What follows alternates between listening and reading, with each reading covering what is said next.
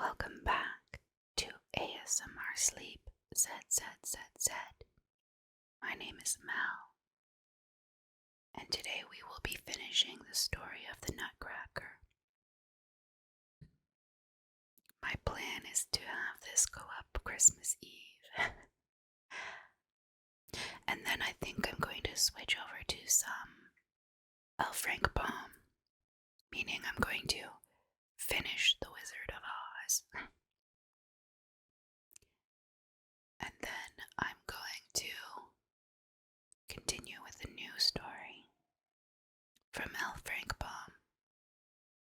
And from there, I don't know. Actually, I might do one more story right after Christmas because there is one in here that I kind of wanted to read.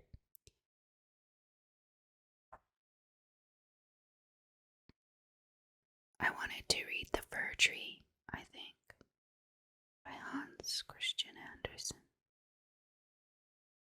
It's a shorter one and would only be one video.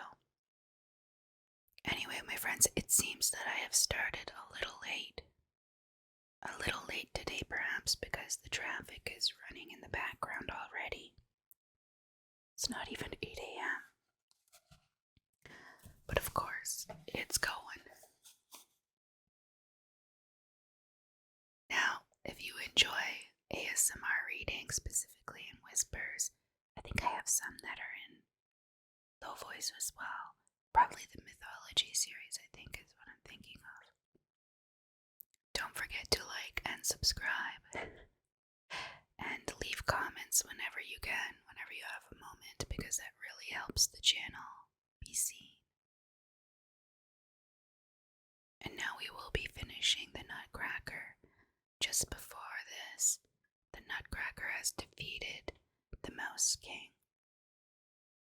And he comes to Maria and says he wants to show her a beautiful place, basically. So let's see what he shows her. The Puppet Kingdom. I believe that none of you children would have hesitated for an instant to follow the good, honest Nutcracker, who could never have meditated any evil. Maria consented to follow him, so much the more readily because she knew what claims she had upon his gratitude, and because she was convinced that he would keep his word and show her many beautiful things. I will go with you, Master Drosselmeyer, she said, but it must not be far and it must not be long, for as yet I have hardly had any sleep. I will choose then, replied Nutcracker, the nearest, though a more difficult way. He went onward, and Maria followed him until he stopped before a large antique wardrobe which stood in the hall. Maria perceived, to her astonishment,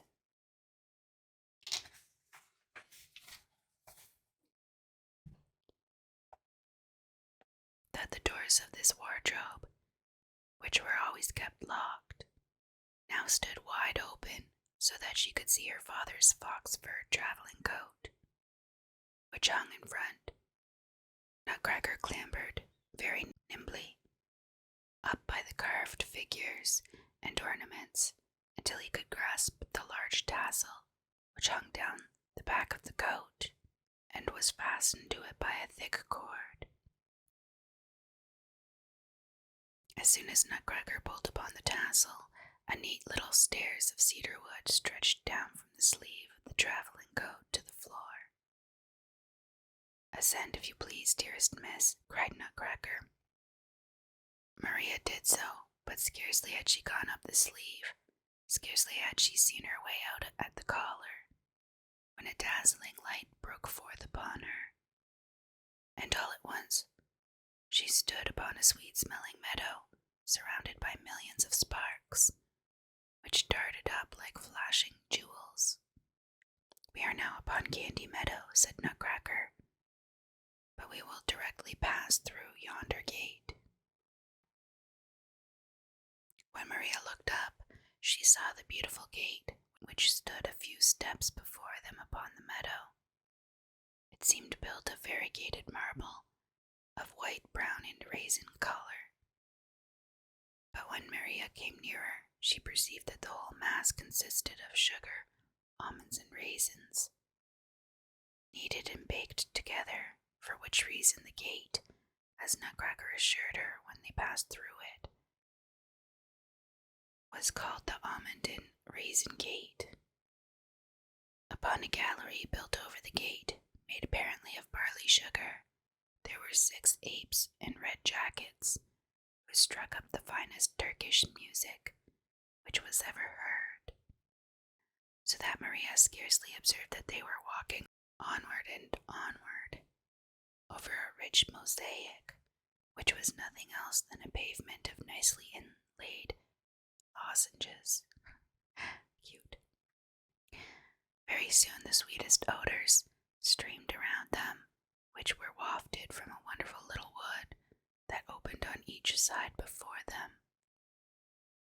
There it shone and sparkled so among the dark leaves that the golden and silvery fruit could plainly be seen hanging from their gaily colored stems, while the trunks and branches were ornamented with ribbons and nosegays.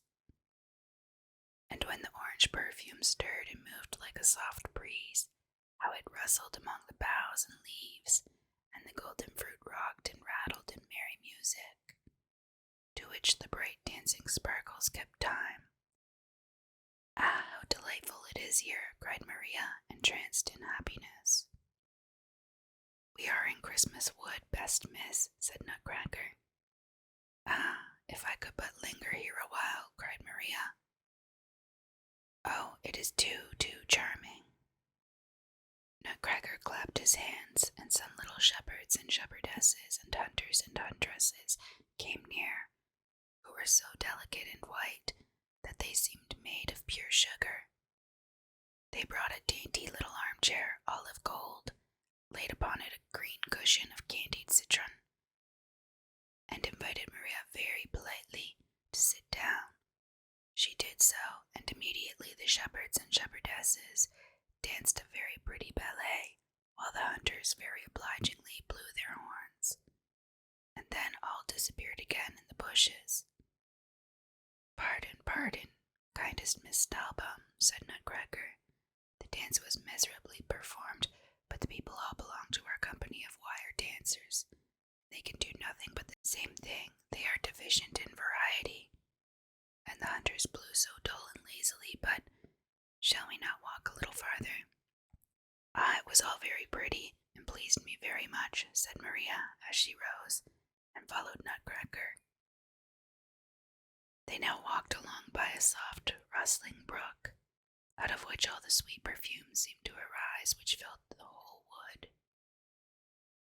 "This is the Orange Brook," said Nutcracker, "but its fine perfume accepted, it cannot compare either in size or beauty with Lemonade River, which like empties into Orgeat Lake." What is Orgeat? That's something that we'll have to look up. In fact, Maria very soon heard a louder rustling and dashing, and then beheld the broad Lemonade River, which rolled in proud, cream-colored billows between banks covered with bright green bushes. A refreshing coolness arose out of its noble waves. Not far off, a dark yellow stream dragged itself lazily along, but it gave forth a very sweet odor, and a great number of little children sat on the shore angling for little fish, which they ate up as soon as caught. When Maria came nearer, she observed that these fish were shaped almost like peanuts. At a distance, there was a very neat little village on the borders of the stream.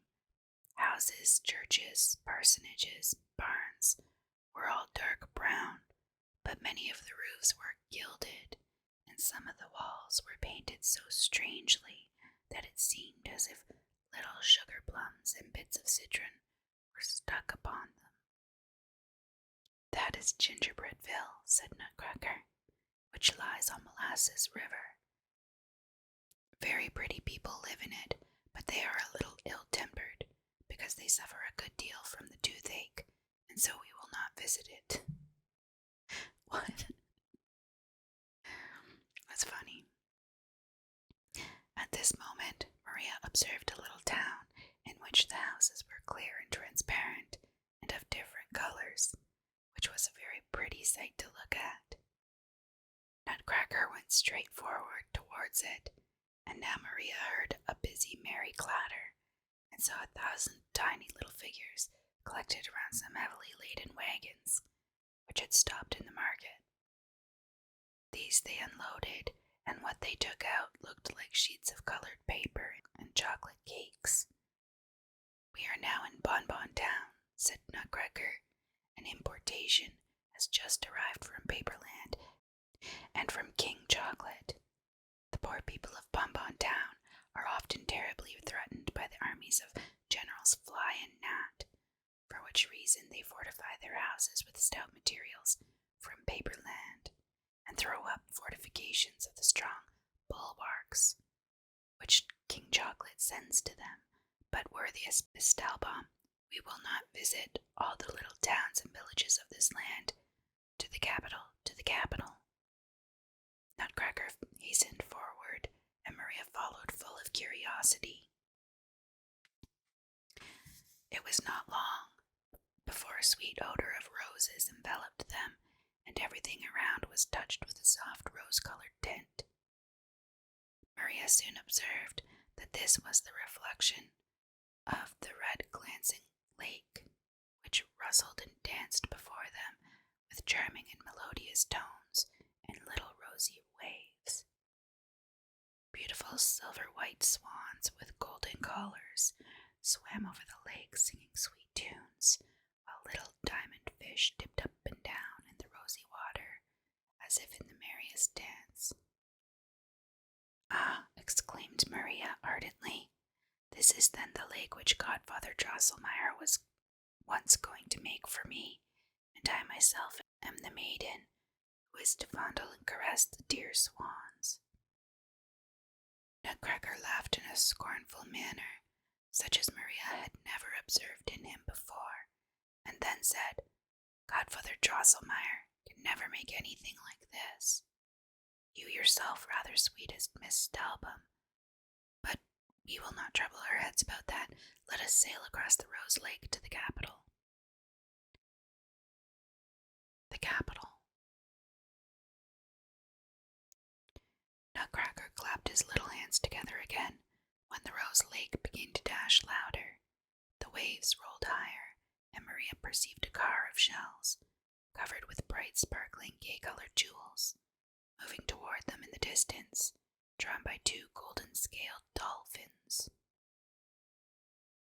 12 of the loveliest little Moors, with caps and aprons braided of hummingbirds' feathers, leaped upon the shore and carried first Maria and then Nutcracker, with a soft gliding step, over the waves and placed them in the car, which straightway began to move across the lake. Ah, how delightful it was as Maria sailed along, with the rosy air and the rosy waves, breathing and dashing around her. The 2 golden-scaled dolphins raised up their heads and spouted clear crystal streams out of their nostrils, high, high in the air, which fell down again in 1,000 quivering, flashing rainbows, and it seemed as if 2 small silver voices sang out, "Who sails upon the rosy lake?" The little fairy, awake, awake, music and song, bim, bim, fishes, zim, zim, swans, tweet, tweet, birds, whiz, whiz, breezes, rustling, ringing, singing, blowing. A fairy over the waves is going, rosy billows, murmuring, playing, dashing, cooling the air, roll along, along. But the singing of the falling fountains did not seem to please the 12 little Moors who were seated up behind the car, for they shook their parasols so hard that the palm leaves of which they were made rattled and clattered, and they stamped with their feet in a very strange time, and sang, Clap and clip and clip and clap, backward and forward, up and down. Moors are a merry folk, said Nutcracker, somewhat disturbed, but they will make the whole lake rebellious. And very soon there arose a confused din of strange voices, which seemed to float in the sea and in the air. But Maria did not heed them, for she was gazing in the sweet-scented, rosy waves, out of which the face of a charming little maiden smiled up upon her. Ah, she cried joyfully, and struck her hands together. Look, look, dear Master Drosselmeyer, there is the Princess Pirlipat down in the water. Oh, how sweetly she smiles upon me. Nutcracker sighed quite sorrowfully and said, Oh, kindest Miss Stalbum, that is not the Princess Pirlipat, it is you. It is your own lovely face that smiles so sweetly out of the rose lake. Upon this, Maria drew her head back very quickly, put her hands before her face, and blushed very much. At this moment she was lifted out of the car by the 12 Moors and carried to the shore.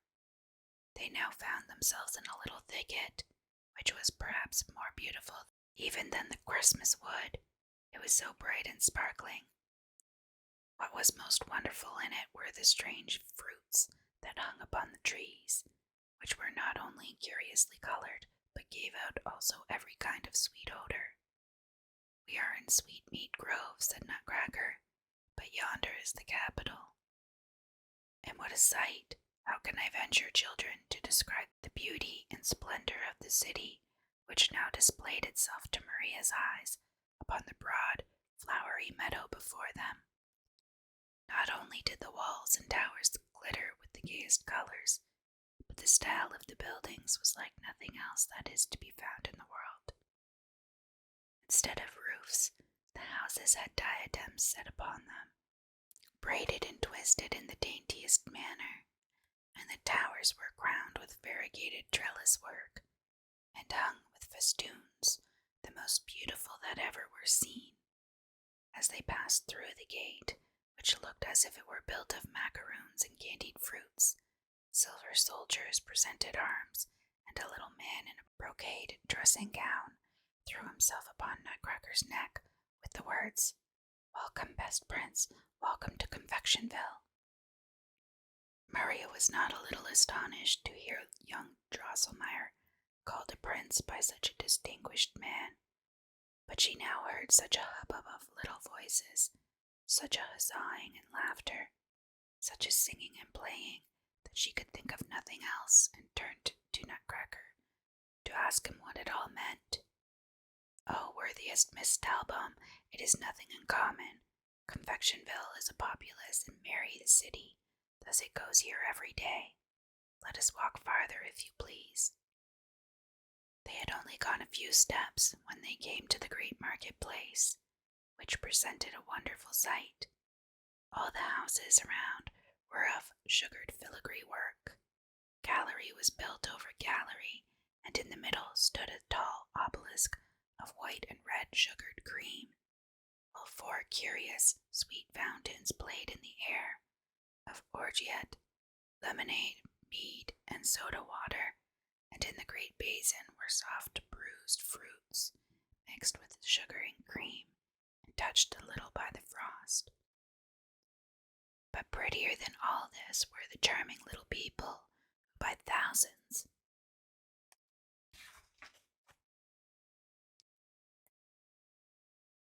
pushed and squeezed, knocked their heads together, huzza'd, laughed, jested, and sang, who had raised indeed that merry din which Maria had heard at a distance.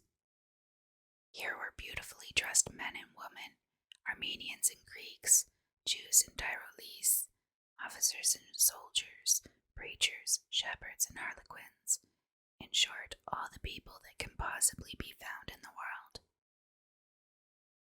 On one corner, the tumult increased. The people rocked and reeled to clear the way, for just at that moment the Grand Mogul was carried by in a palanquin, attended by 93 grandees of the kingdom and 700 slaves. Now on the opposite corner, the fishermen, 500 strong, were marching in procession, and it happened very unfortunately that the Grand Turk took it into his head just then to ride over the marketplace with 3,000 janissaries, besides which a loner train came from the festival of sacrifices. The sounding music, singing up and thank the mighty sun, and pushed straight on for the obelisk. Then what a squeezing and a pushing and a rattling and a clattering. By and by a screaming was heard, for a fisherman had knocked off a Brahmin's head in the crowd, and the great mogul was almost run over by a harlequin.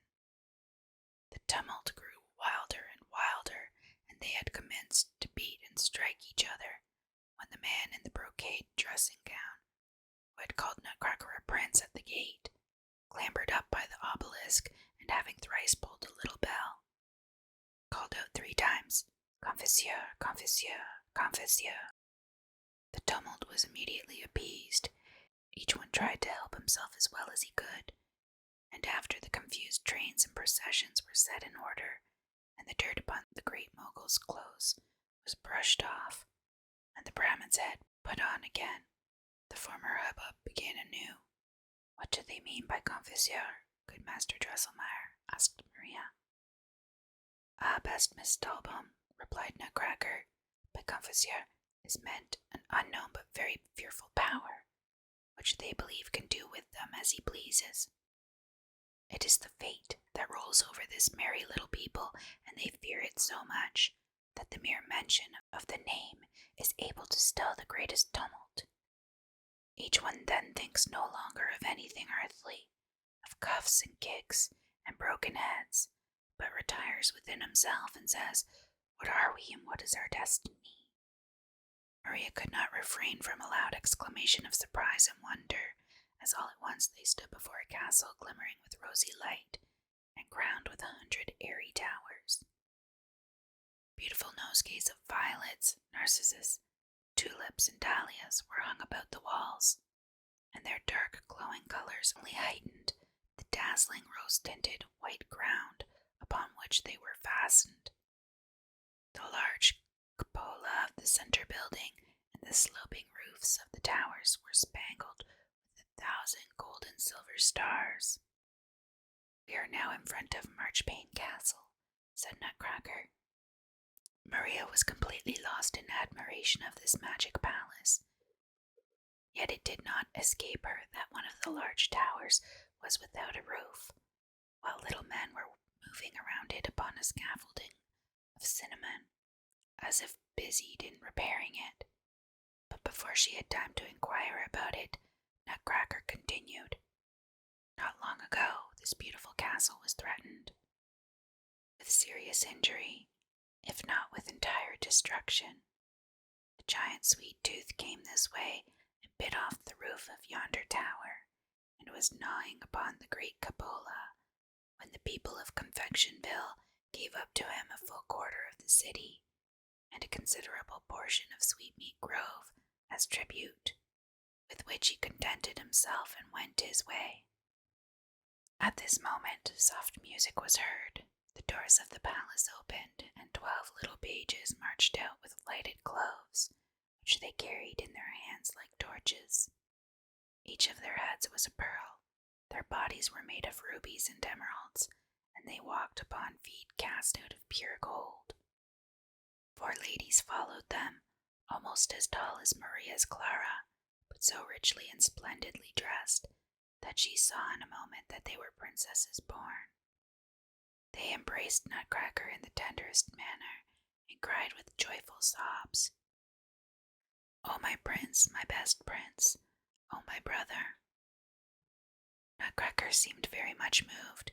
He wiped the tears out of his eyes, then took Maria by the hand and said with great emotion, "This is Miss Maria Stalbum, the daughter of a much respected and very worthy physician, and she is the preserver of my life. Had she not thrown her shoe at the right time, had she not supplied me with the sword of a pensioned colonel, I should now be lying in my grave, torn and bitten to pieces by the terrible Mouse King. View her, gaze upon her, and tell me if Pirlipat, although a princess by birth, can compare with her in beauty, goodness, and virtue. No, I say no. And all the ladies cried out no, and then fell upon Maria's neck, exclaiming, A dear preserver of the prince, our beloved brother, charming Miss Maria Stalbum.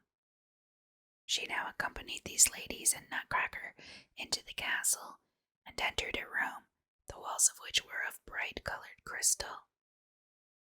But of all the beautiful things which Maria saw here, what pleased her most were the nice little chairs, sofas, secretaries, and bureaus with which the room was furnished, and which were all made of cedar or Brazil wood, and ornamented with golden flowers. The princesses made Maria and Nutcracker sit down, and said that they would immediately prepare something for them to eat.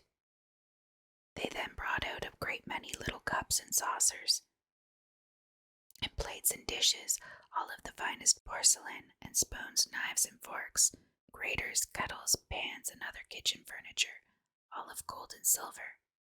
Then they brought the finest fruits and sugar things, such as Maria had never seen before, and began in the nicest manner to squeeze the fruits with their little snow-white hands, and to pound the spice and grate the sugar or almonds. In short, so to turn and handle everything that Maria could see how well the princesses had been brought up, and what a delicious meal they were preparing. As she desired very much to learn such things, she could not help wishing to herself that she might assist the princesses in their labor.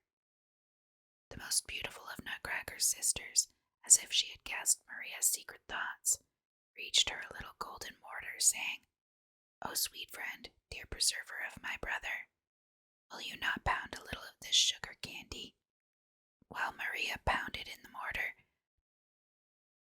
Nutcracker began to give a full account of his adventures, of the dreadful battle between his army and that of the Mouse King, and how he had lost it by the cowardice of his troops, how the terrible Mouse King lay in wait to bite him in pieces, and how Maria, to preserve him, gave up many of his subjects who had entered her service, and all just as it had happened. During this narration, it seemed to Maria as if his words became less and less audible, and the pounding of her mortar also sounded more and more distant, until she could scarcely hear it. Presently she saw a silver gauze before her, in which the princesses, the pages, Nutcracker, and herself too, were all enveloped. A singular humming and rustling and singing was heard, which seemed to die away in the distance, and now Maria was raised up as if upon mounting waves, higher and higher, higher and higher, higher and higher.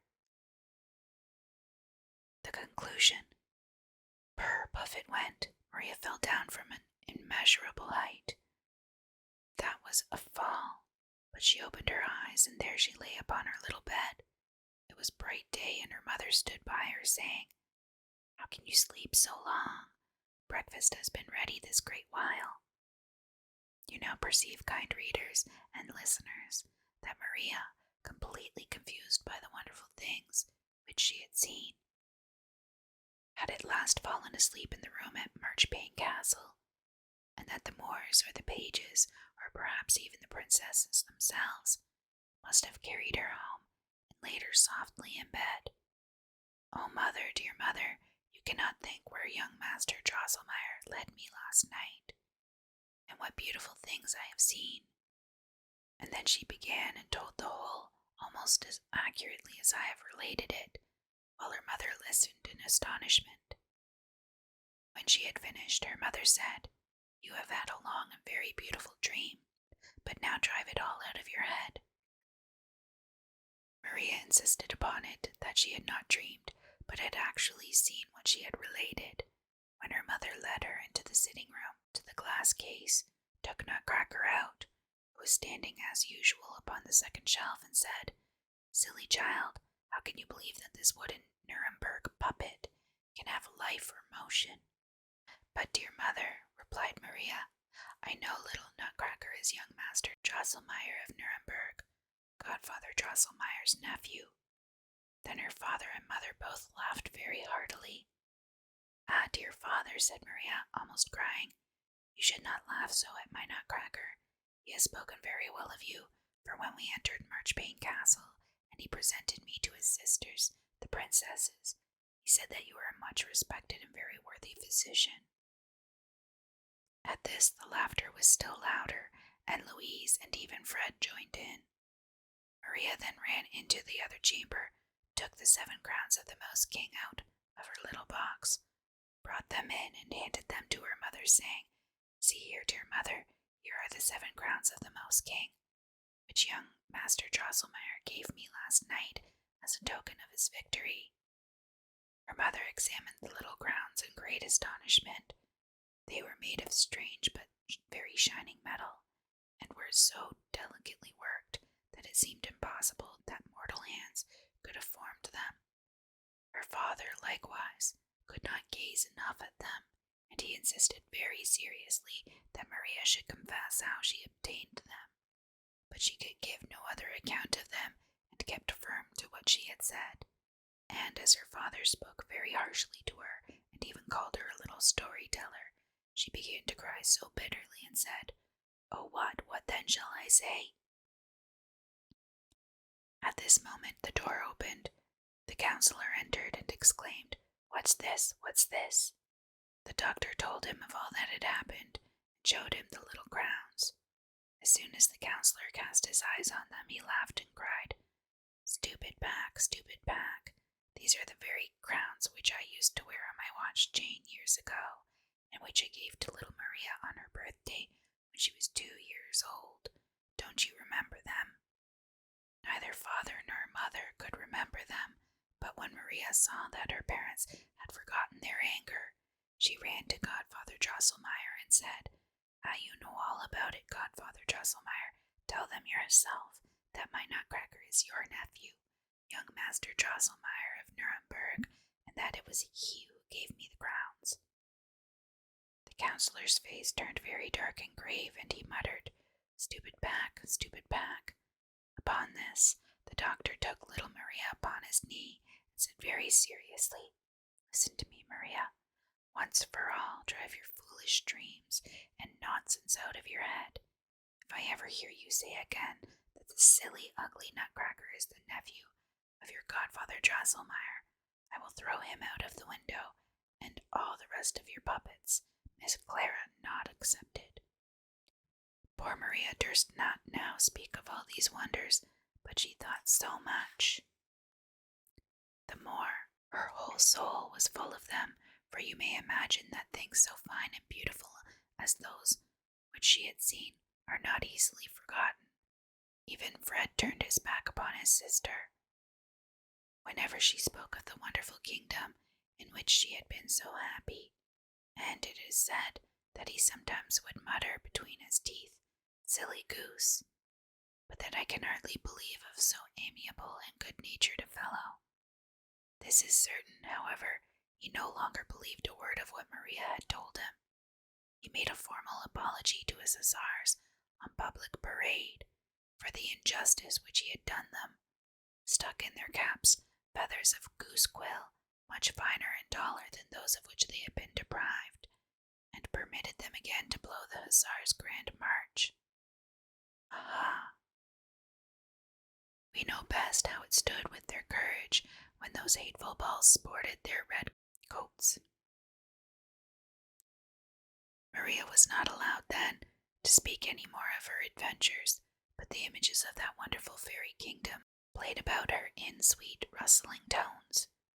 She could bring them all back again whenever she fixed her thoughts steadfastly upon them, and hence it came that, instead of playing as she formerly did, she would sit silent and thoughtful, musing within herself, for which reason the rest would often scold her and call her a little dreamer. Some time after this, it happened that the counselor was busy repairing a clock in Dr. Stallbaum's house. Maria sat close by the glass case, and lost in her dreams was gazing at Nutcracker. when the words broke from her lips involuntarily. Ah, dear Mr. Drosselmeyer, if you actually were living, I would not behave like Princess Pirlipat and slight you, because for my sake, you had ceased to be a handsome young man. At this the councillor screamed, "Hey, hey, stupid bag!" Then there was a clap and a knock so loud that Maria sank from her chair in a swoon. When she came to herself, her mother was busied about her and said, "How came such a great girl to fall from her chair? Here is Godfather Drosselmeyer's nephew, just arrived from Nuremberg. Come, behave like a little woman." She looked up. The councillor had put on his glass wig again and his brown coat. He was smiling very pleasantly, and he held by the hand a little but very well-shaped young man. His face was as white as milk and as red as blood. He wore a handsome red coat, trimmed with gold, and shoes and white silk stockings. In his buttonhole was stuck a nosegay. His hair was nicely powdered and curled, and down his back there hung a magnificent queue. The sword by his side seemed to be made of nothing but jewels. It flashed and sparkled so brightly, and the little hat which he carried under his arm looked as if it were overlaid with soft silken flakes. It very soon appeared how polite and well-bred the young man was, for he had brought Maria a great many handsome playthings, the nicest gingerbread, and the same sugar figures which the Mouse King had bitten to pieces, and for Fred he had brought a splendid saber. At table, the little fellow cracked nuts for the whole company. The hardest could not resist him. With the right hand he put them in his mouth, with the left he pulled hard upon his cue, and crack! The nut fell in pieces. Maria had turned very red when she first saw the handsome young man. She became still redder when, after dinner, young Drosselmeyer invited her to go with him into the sitting room to the glass case. "Play prettily together, children. I have nothing against it, since all my clocks are going," cried the councillor.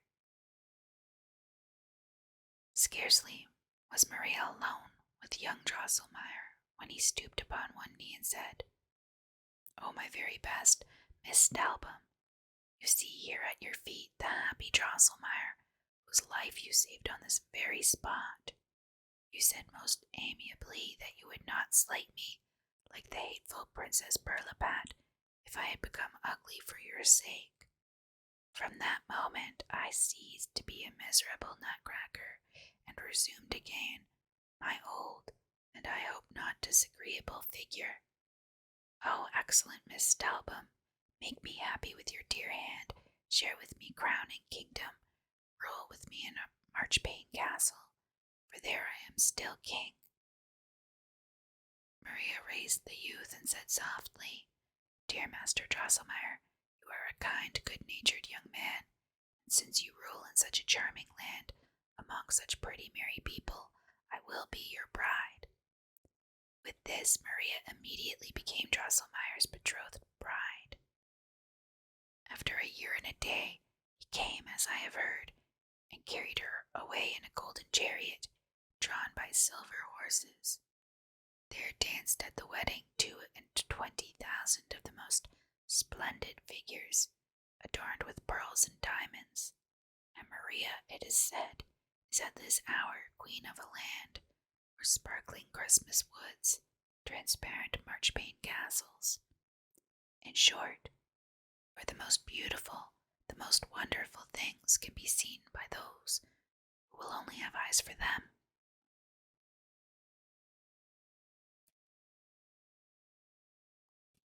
Well, my friends, that is the end of today's story. I hope you enjoyed The Nutcracker and the Mouse King. Don't forget to give this video a like and subscribe to my channel if you haven't already.